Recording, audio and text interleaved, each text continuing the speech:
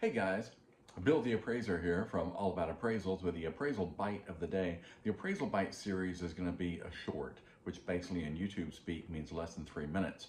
And so what it is just to really give you a taste of a topic, then you can go and hunt down the full-length video on my channel, All About Appraisals. Appraisal Bite today is all about intended use and intended user. If you look at the top part of any appraisal, you're going to see there's a line there, a field for intended use as well as intended user. Now, the intended use, assuming it's for a federally regulated transaction, it's for a lender, it's for a credit union, is generally going to be something like purchase, refi, HELOC, something like that.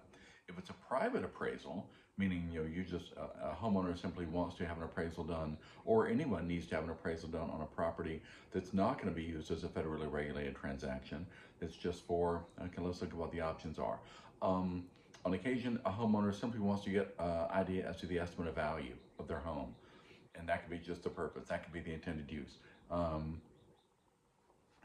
estimate of value. Sometimes it could be probate. If someone's passed away and a family needs an appraisal for a property for that reason. So it could be probate or death. Could be the reason there. Some appraisals are done retroactively as of a date of death of someone passing away. So those can be some of the intended uses. An intended user, this is where it gets a little sticky, is the intended user is generally the entity who has engaged the appraiser's services. So if it's for a federally regulated transaction, in which case the homeowner would really have no say in who the appraiser is that does the appraisal on their home, because the bank or the credit union would make that decision on their own, or they would do that through an AMC, an appraisal management company.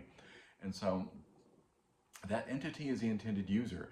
And here's the sticky part. The appraiser is really only allowed to talk to the intended user about the appraisal itself, which is why sometimes homeowners get a little bit out of shape because they're, in their minds, they've paid for the appraisal. Why won't the appraiser discuss the appraisal with them?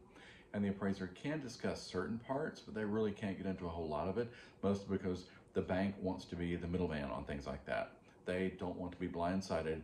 They don't want the homeowner coming back to the bank and saying, well, I talked to the appraiser and he said this. They want to be the first ones to know.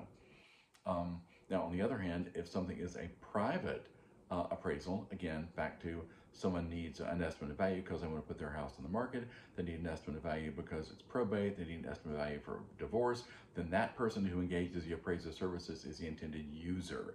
And so the appraiser can talk to that person and no one else. So, hope this has been useful. Hope this has been beneficial. Feel free to leave me comments. Feel free to check out the channel. Would love to give a thumbs up and a like. Thanks so much for watching. Have a great day.